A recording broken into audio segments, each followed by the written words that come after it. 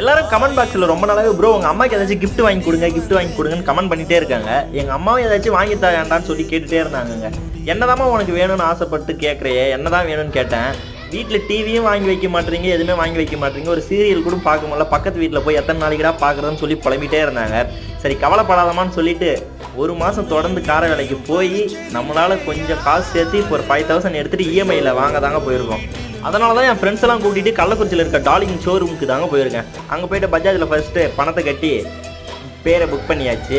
ஒரு வழியாக என்ன மொபைல் எடுக்கலாம் யோசிச்சுட்டே இருந்தோம். சாம்சங் நல்லா இருக்குமேன்ட்டு அதாங்க சூஸ் பண்ணியிருக்கோம்.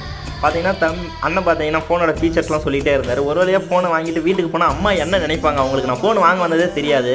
அவங்கள்ட்ட ஃபோன் கொடுக்கும்போது அவங்க ரியாக்ஷன் எப்படி இருக்குன்ட்டு மறக்காமல் எல்லாருமே பாருங்கள். ஒரு வழியாக போய் அவங்க கையில் ஃபோனை கொடுத்து அவங்க முகத்தில் இருக்க சந்தோஷத்தை நீங்களே பாருங்களேன்.